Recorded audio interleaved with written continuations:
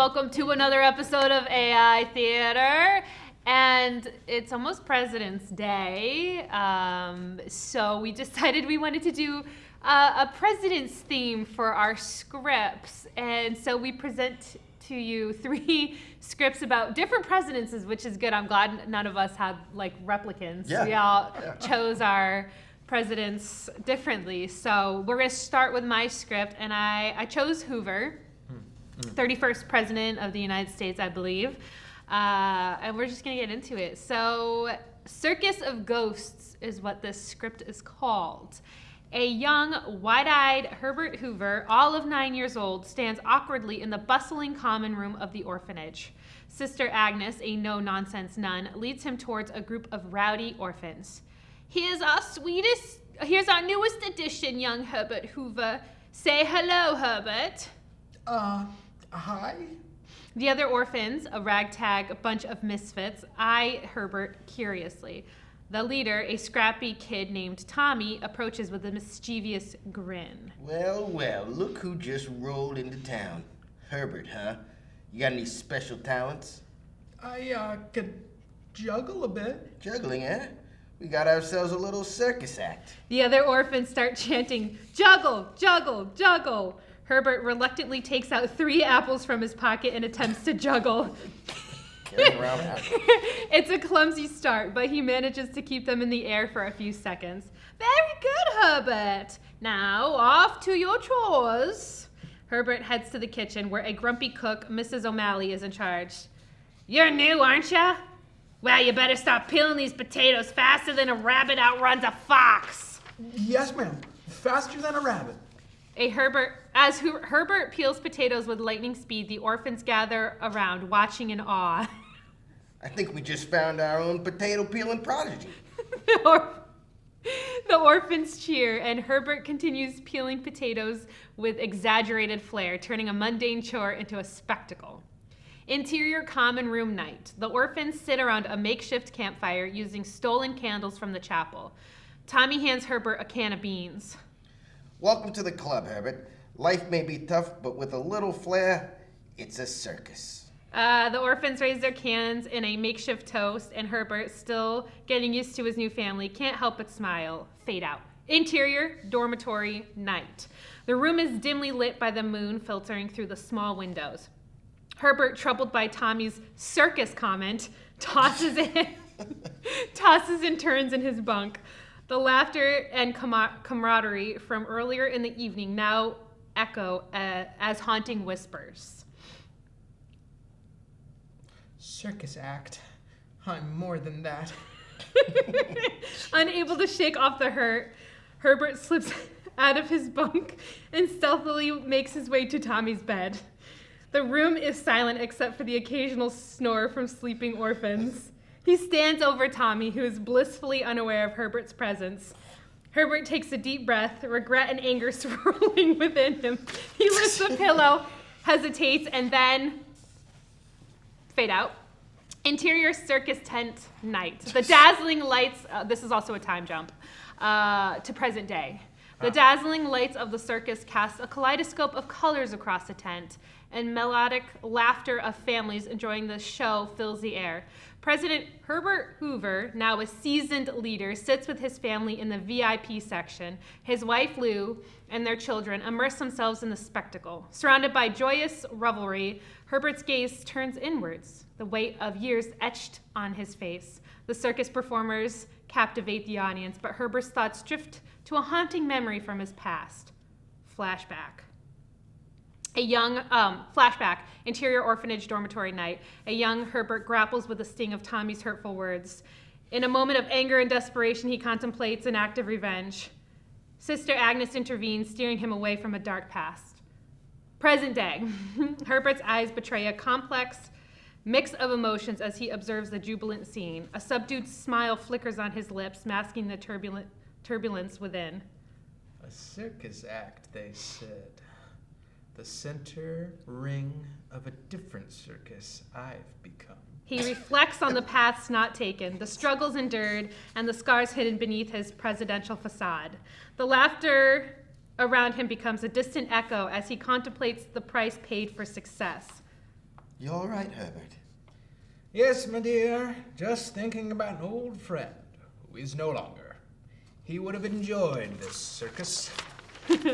He leans back, lost in contemplation, as the vibrant hues of the circus blur into a canvas of reflection, acknowledging the complexities of his journey, the weight of his history, and the echoes of a distant night remain, weaving a silent narration within the folds of his thoughts fade out. Wow, that is... I tried so hard. So I guess it's a little open-ended as to whether he smothered the child, Tommy, with a pillow. It sounds like he didn't, It sounds like he didn't, and he did. Yes, I was trying so hard to make It's ChatGPT. ambiguous, though. It's Lynchian. Yeah. So because her Hoover was actually an orphan at the age of 9, so that's why I chose to go down that route. And that, that one hurtful comment that Tommy told him when he was a child. And it wasn't even that hurtful. He just it haunted him so much that he murdered this child. Well, and from the perspective of a child, being part of a circus would be a good thing in most children's minds, I would imagine. I don't know. I just thought it was a fun take. Dark chapter. All right, well, we're going to move on. Well, my script is called Double Trouble, the Cleveland Capers. And if you didn't know, Grover Cleveland was both the 22nd president and the 24th president due to his non-consecutive terms. So this script That's cool. explores that. Okay. Cool, I'm learning so much history. I know. Factual history. Interior, White House, day. Grover Cleveland's second term, 1893 to 1897. The room is filled with elegance of the era. Grover Cleveland, second term, sits behind a desk poring over papers. A mysterious, ornate clock on the desk begins to glow. Enough of tariffs and strikes. It's time for a bit of fun. He touches the clock and vanishes in a swirl of light. Cut to Interior, White House, day. Grover Cleveland's first term, 1885 to 1889. The setting is similar, but subtle differences in the decor. Grover Cleveland's first term is in the same position, working diligently. Second term Cleveland appears with the same swirling light. First term Cleveland looks up, startled. Fear not. I am you from the future. I've come back not for matters of state, but for matters of mischief. Mischief? Yes. Imagine the possibilities with 2 of us. I'm listening. Prank 1, the disappearing act. Exterior, White House lawn, day. Group of dignitaries and reporters are gathered for a speech. First term Cleveland is on the podium. Mid-speech, he ducks down as if to tie his shoe, and second term Cleveland pops up to continue without missing a beat. The crowd is bewildered, but applauds with a seamless oration. Prank 2, the eternal meeting. Interior, White House meeting room, day. A high-level meeting is in session. First term Cleveland is leading the meeting. He excuses himself, and second term Cleveland enters, pretending to be the same person. The attendees are confused by his sudden change in opinion and attire. Didn't we just settle this? The attendees look at each other, doubting their own memories. Prank 3, the echo. Interior, White House hallway, day. First term Cleveland is walking with an advisor, passionately discussing policy. As they turn a corner, second term Cleveland is there, finishing his sentence in unison. They continue this, swapping back and forth, leaving the advisor questioning his sanity. Prank 4, the portrait swap. The Clevelands sneak around, swapping official portraits of the first term Cleveland with slightly altered ones featuring second term Cleveland's older visage. The next day, staff and visitors are puzzled by the suddenly aged president in the paintings. Conclusion. The 2 Clevelands are back in the office, laughing over the day's events. Truly, this has been one of the most amusing days of my presidency. Just wait until you see what the future holds. Second term Cleveland touches the clock, nods to his past self, and disappears. Perhaps the presidency has room for a little humor after all. He returns to his work, a new spark in his eyes. The camera pans out, and the scene fades to black. Part 2, exterior train station, day. 1853, just before Franklin Pierce's presidential inauguration. The station is bustling with activity, people coming and going. The 2 Grover Clevelands, hidden behind period-appropriate attire, sneak around with a mischievous glint in their eyes. Okay, there's Pierce now. Place the rake just so, and when he steps on it, a classic slapstick. A moment he'll never forget, courtesy of the Clevelands. They carefully position a rake on the ground near a path that Franklin Pierce is expected to walk. They retreat to a safe distance, barely containing their laughter. Exterior train station, moments later. Franklin Pierce emerges engrossed in conversation with his son, Benjamin, and does not see the rake. However, just before stepping on it, Pierce is distracted by a greeting from a passerby and stops to shake hands, narrowly missing the rake. Look, Father. In a tragic twist of fate, Benjamin runs past the rake, his foot catching in a loose stone instead. He stumbles onto the tracks just as a train approaches. The train, attempting to brake, derails spectacularly. Amidst the chaos, it becomes clear that Benjamin Pierce has been fatally injured. Oh my God. This really This happened. is beautiful. The two Clevelands, horrified, watching from their hiding spot. This is not what we intended. Oh, we meant for a laugh, not this. The realization of the gravity of their actions hits them hard. They look at each other, understanding the immediate need to flee the scene. Exterior train station, continuous. The Clevelands, now visibly shaken and remorseful, make a hasty retreat, blending into the crowd and disappearing from the scene as emergency responders rush to attend to the accident. Exterior, hidden alley, moments later. The two Clevelands, now safe from immediate discovery, catch their breath in a secluded alley. We cannot interfere like this again. The consequences are too great. Indeed, our actions today have taught us a harsh lesson. Let's return to our own times and leave history to unfold as it should. They solemnly nod to each other, understanding the weight of their mistakes. Secondary in Cleveland pulls out the mysterious clock, setting it for their return. Interior, White House, day. First from Cleveland's office. First from Cleveland is back in his time, sitting at his desk, the fun and mischief gone from his demeanor. He looks solemn, reflecting on the events. The presidency, and indeed life, is not just about the power or ability to change the course of history. It's about the wisdom to know when not to interfere. He takes a deep breath, a changed man with a newfound respect for the responsibility that comes with his position. Interior, White House. First from Cleveland's office, day. First from Cleveland is back at his desk, a somber mood in the air as he reflects on the tragic events at the train station. Suddenly, the room is filled with a familiar glow of the mysterious clock. Second term Cleveland reappears, his demeanor strangely upbeat, despite their recent misadventure. I had a revelation. A chance for redemption, perhaps. We have one more prank to pull off, but this time it's harmless fun. After our last incident, are you sure we should be meddling with time again? Absolutely, but this time we're aiming for a laugh without consequences. George W. Bush, 2001. I have the perfect idea. Exterior, White House, day. 2001, a sunny day, peaceful day. The White House gleams under the clear sky. The two Clevelands, now dressed in early 2000s attire, blend in with the tourists and staff milling about. So, what's the plan? It's simple yet brilliant. We're going to swap his presidential briefing with a script from a comedy show. Imagine his confusion. Well, that's actually quite harmless and hilarious. Cut to interior Oval Office, day. The scene is set for the prank. The Clevelands sneak into the Oval Office during a brief moment when it's unattended. With swift and practiced movements, they replace the documents on the president's desk with their carefully prepared script. They retreat just as quickly, hiding nearby to watch the outcome. Exterior, White House, continuous. George W. Bush enters the Oval Office, ready to give a speech. He sits down, picks up the documents, begins to read. Confusion spreads through his face as he flips through the pages. He starts chuckling, realizing something is amiss. Well, I'll be. That's a good one. He looks around the room, half expecting someone to jump out. Shrugging, he sets the script aside and continues with his day, a story to share and a moment of levity in the demanding role of the presidency. Anyway, good evening. Today, our fellow citizens, our way of life, our freedom came under attack in a series of... Exterior, White House, continuous. The two Clevelands watching from a safe distance share a relieved and joyful laugh. Now, that's the kind of history meddling I can get behind. A harmless joke that brings a smile. Indeed, perhaps our time-traveling escapades have a place after all, as long as we remember the impact of our actions. Time to head back. Our own times need us, and we have so much to reflect on. They use the mysterious clock one last time, disappearing in a swirl of light, leaving behind a legacy of laughter and a lesson learned in responsibility. I knew it. It's so, that dialogue, that last chunk of dialogue, so ChatGPT. So You can pick it out of a lineup and be like, that's the one. Yes. ChatGPT wrote it.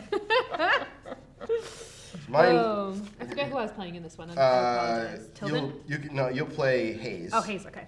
So this is Rutherford B. Hayes. I can't remember what number he was. That's okay. didn't look it I up. had to look up And Hoover's. He's like just 18 number. or something. he was the first president to have a phone in the Oval Office. Okay. And it doesn't have a title, so over 3. Setting, the Oval Office, 1877. Rutherford B. Hayes sits behind his grand desk surrounded by the trappings of his office. The morning light shines through the windows, illuminating the newest marvel of the age, a telephone, perched on the corner of his desk. Hayes is engrossed in paperwork when the telephone's ring cuts through the silence of the room. He answers with a mixture of anticipation and dignity. President Rutherford B. Hayes speaking. To whom do I owe the pleasure? Hello, Mr. President. Good day. I am Nikola Tesla, an inventor with a revolutionary proposal for national defense. I've developed what I believe to be the future of wartime technology. Hayes leans forward, his interest piqued by the mention of Tesla, a name synonymous with innovation. Mr. Tesla, I am intrigued. Please go on. I created the Aurelian Harmonic Sonic Oscillation device, but it's affectionately known as the fart machine. Produces a sound that can incapacitate, even demoralize enemy forces without resorting to traditional violence. A triumph of science over savagery. Hayes, surprised but genuinely curious, considers the potential. A non-lethal method of warfare. That is intriguing. How does it work exactly? It harnesses the power of sound waves to produce a range of emissions. These can be tuned to cause varying degrees of discomfort and confusion among the enemy ranks. It's quite revolutionary. Hayes, now fully engaged, nods thoughtfully. Fascinating. The idea of a weapon that could end conflict without loss of life is very appealing. What do you require from me? Just your approval, Mr. President. An executive order to commence testing would usher in a new era of humane military strategy. Hayes, stroking his beard, is about to respond when he hears stifled laughter on the other end of the line. Who is this truly? The laughter becomes unmistakable, and Hayes' expression shifts from intrigue to recognition. Oh, Rutherford, it's me, Samuel Tilden. You can't imagine how hard it was to keep a straight face.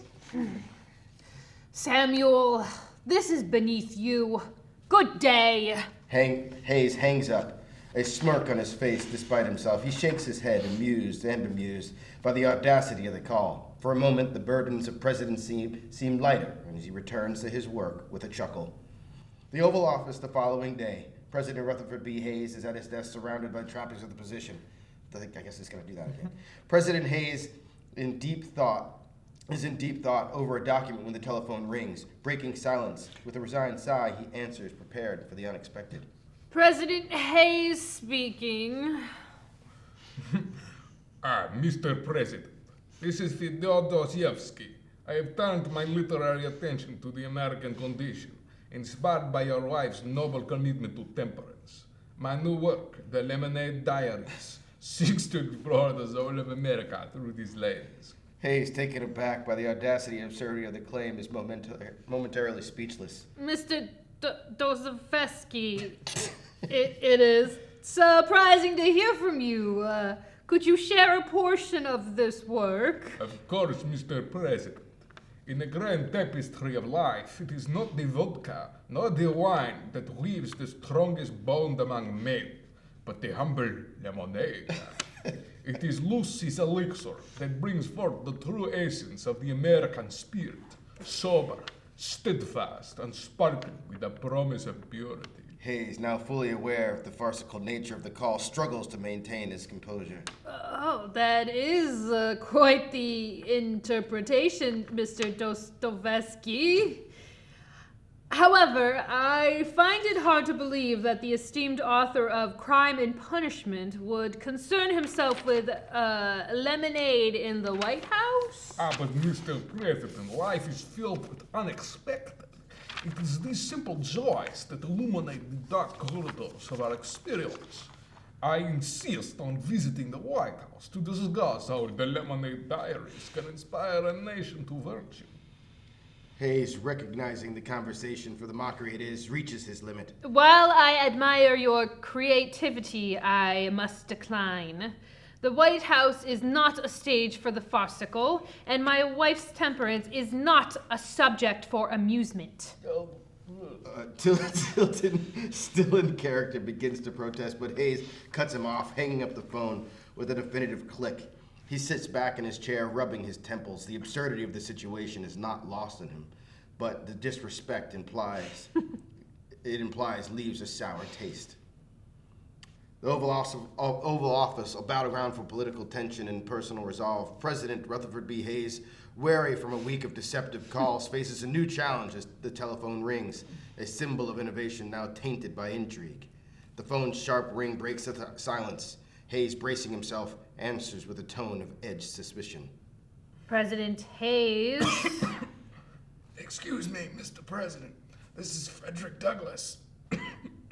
Excuse my voice, I'm unwell. It's imperative we discuss matters concerning civil rights and the welfare of our freedom. Hayes, his patience worn thin by a week's pranks, doubts the authenticity of the caller. Frederick Douglass, you say? I find it hard to believe that Mr. Douglass would engage in such triviality. Your impersonation is not only poor in taste, but offensive. Mr. President, I assure you the urgency of my call is real. The issues at hand cannot wait for my recovery. Your assurance means little to me. The real Douglass is a man of honor, not one to hide behind a telephone for amusement. This mockery of his identity and the critical issues we face is despicable. Please, if you... Enough! I will not entertain this farce any further. You dishonor the legacy of a great man and the seriousness of our nation's struggle for equality with your petty attempts at deception. As Hayes delivers his stern rebuke, Samuel Tilden steps into the Oval Office, his timing impeccable. Hayes notices him, but continues, unaware that his assumption about the caller's identity is mistaken. Quite the lecture, Mr. President. It seems your discernment is as questionable as your election. Hayes, taken aback by Tilden's presence and the implication of his words, realizes his mistake. The gravity of his misjudgment settles in as he hangs up the phone, his expression one of dawning regret.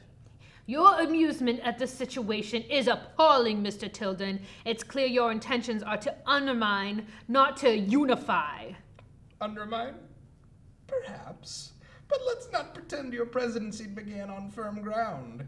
If a few phone calls are all it takes to rattle you, perhaps you should reevaluate your suitability for office. Hayes, seething but composed, recognizes the futility of further engagement. My suitability for office is not defined by your petty games, Mr. Tilden, but by actions and dedication to this nation's principles. This incident will not deter me. It will only strengthen my commitment to justice and equality. Tilden, having delivered his barb, merely smirks, content with the chaos he's sown.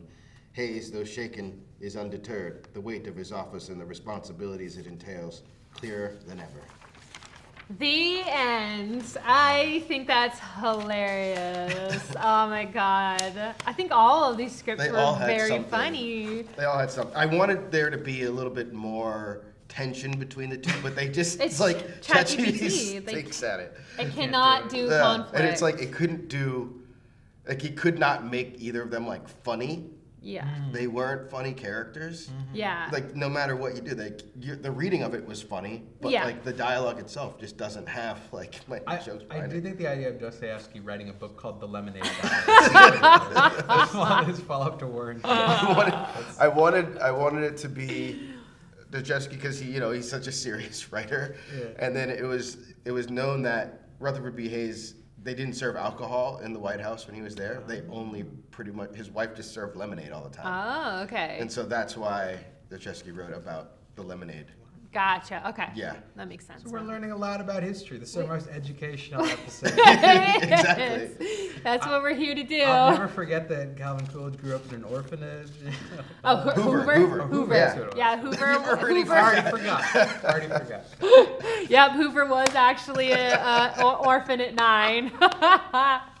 I liked all of these are just very visually appealing stories to me too. Like, Yeah. like the prank calls are just like I can visualize that, and all of the gags and stuff from your script. Like I would love to actually see that one produced, Yeah, like, from okay. page to production, because I think Exactly. that would be hilarious. Yeah, they're just like hiding behind It's bushes. just so the good. lamest pranks. Like It's so they could do good. anything with their time machine. And yeah, I just said 2 pranks you could only do with 2 identical guys, and that's all it is. That's perfect.